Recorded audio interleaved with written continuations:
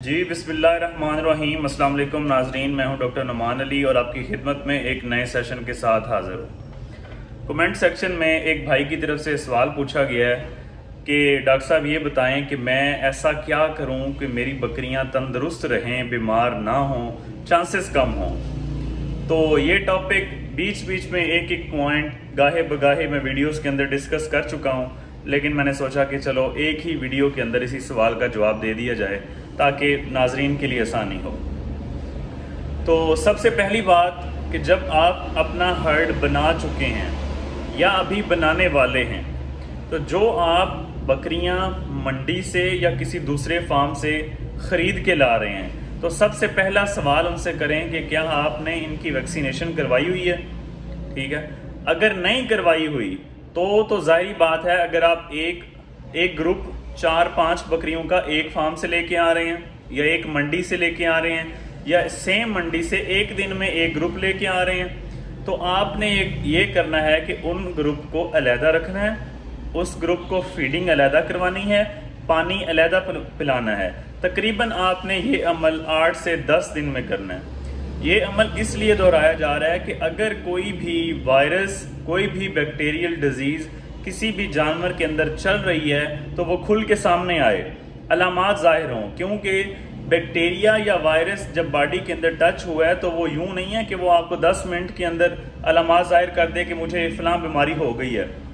थोड़ा टाइम लेगा वो अलामात लेने तक। तो आपने वो 8 से 10 दिन का क्वारंटाइन का टाइम देना है, आपने उसे सेपरेट रखना है बाकी जानवरों से। जब आप दूसरा ग्रुप लेके आ रहे हैं किसी और मंडी से, किसी फार्म से, तो आपने उनको आते हुए दोबारा उनको भी सेपरेट कर देना है। ठीक हो गया।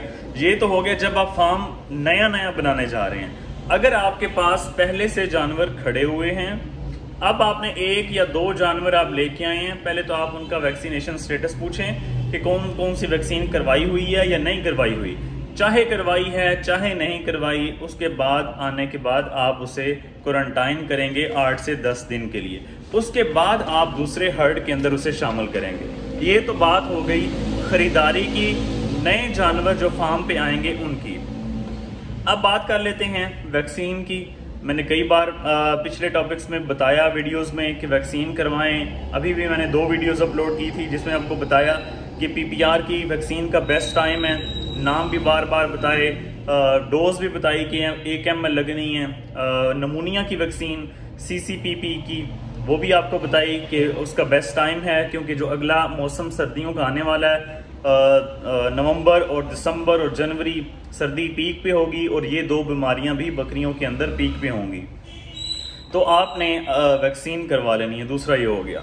तीसरे नंबर पे, अगर आपका कोई जानवर बीमार होता है तो आपने उसे अलहदा कर देना है, बाकी जानवरों से क्वारंटाइन कर देना है।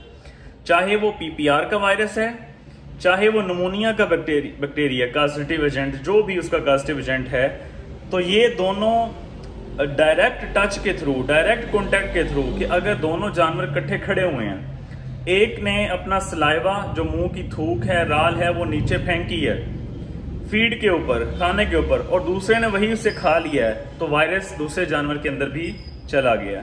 अगर दोनों ने एक जगह से ही पानी पी लिया है तो भी वायरस दूसरे जानवर में चला गया।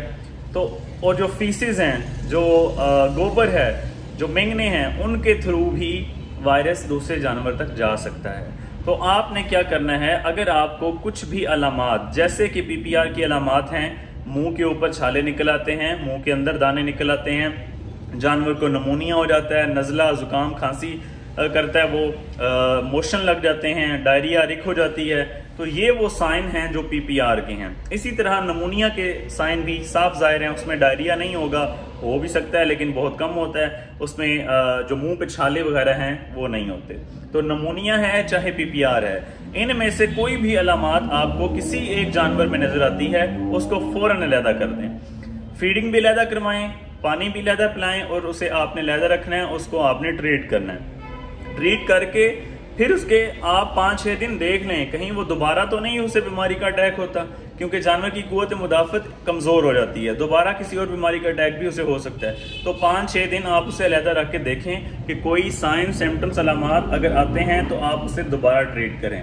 जब वो ठीक हो जाए, अच्छी कंडीशन में हो जाए, तब उसे आप अपने पुराने ग्रुप के अंदर, जो आपके सारे जानवर जहां से खाना पीना खा रहे हैं, आप उसके अंदर शामिल कर सकते हैं। उसके बाद मजीद आप ये कर सकते हैं, जैसे कि सर्दियां आ रही हैं तो आपने ठंडा पानी नहीं पिलाना। इस मौसम में ठंडा पानी पिलाने से जानवर को डायरिया हो सकता है, जानवर को नज़ला, जुकाम, नमूनिया हो सकता है। तो आपने ठंडे पानी से परहेज करना है। तो ये 4-5 चीजें हैं। उसके बाद मैं पहले भी बता चुका हूँ, अमोनिया गैस का इशू आता है। जब सर्दी आए तो जानवरों को फुल बंद नहीं कर देना कि चारों तरफ से कवर कर दो, एयर टाइट कर दो, हवा निकलने की, हवा आने की जगह ही ना हो। जानवर यूरोप कंट्रीज में 0 डिग्री सेंटीग्रेड पे भी स्टे करते हैं। सर्दी का ज्यादा मसला नहीं है, मसला जरूर है, लेकिन अमोनिया गैस का मसला ज्यादा है सर्दी से। अगर आप एयर टाइट करेंगे तो अमोनिया गैस, जो कि जानवर के जो मेंगने हैं, फीसेस हैं और यूरिन है, उसके थ्रू निकलनी है। जानवर ने सांस लेना है, मुंह के थ्रू कार्बन डाइऑक्साइड और अमोनिया गैस निकलनी है। तो जब आपने एक ग्रुप एक छत के नीचे रखा हुआ है और आपने हवा बिल्कुल बंद की हुई है, हवा निकलने की जगह नहीं है, तो आप खुद जाके सर्दियों में महसूस कर सकते हैं। जब आप फार्म के अंदर जाएंगे, 1 घंटा 2 घंटा बंद करके रखें, आप जाएंगे, आपको घुटन फील होगी, ठीक है, आपको एक पंजन सी, चुभन वाली स्मेल फील होगी। उस जानवर से खास तौर पे बच्चों की डेथ हो जाती है। अक्सर लोग ये क्लेम करते हैं, ये दावा करते हैं कि हमारे जानवर रात को तो सही हमने बांधे थे, लेकिन सुबह उठते ही 3-4 गिरे हुए थे। तो वो ज्यादा ठंड की वजह नहीं है, कोई और वजह नहीं है, वो ammonia gas, mostly ammonia gas होती है। एंटीरोटॉक्सीमिया भी अक्सर होती है, लेकिन मोस्टली अमोनिया गैस की वजह से जानवरों की डेथ हो जाती है, सांस लेने में मसला होता है। तो ये वो छोटी छोटी चीजें हैं जिनका आपने ख्याल करना है। आते हुए नया जानवर लाएंगे तो क्वारंटाइन करना है।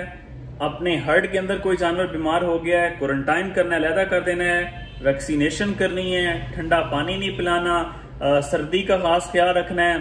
अगर बच्चों की डिलीवरी होने वाली है, माँ की डिलीवरी होने वाली है, बच्चा पैदा होने वाले हैं, उनका रूम सेपरेट करें, उनको नीचे खुश्क जगह दें, नमी ना हो, ठीक है। जब बच्चे पैदा हों तो फौरन उन्हें ड्राई करें, खुश्क करें। उसके बाद डिवर्मिंग भी कर लें। अगर पेट के कीड़ों की दवाई आपने नहीं खिलाई हुई तो वो भी आप खिलाएं, क्योंकि जानवर जितना आप खिलाएंगे, अगर आपको ये लग रहा है कि हम जानवर को खिलाते तो बहुत हैं, जानवर खाता तो बहुत है, लेकिन जितना खाता है उतना उसकी सेहत को नहीं लगता, उसकी स्किन के अंदर, चमड़े में शाइन नहीं है, ठीक है, बिल्कुल डल सा जानवर है, तो आप उसकी डिवर्मिंग कर सकते हैं।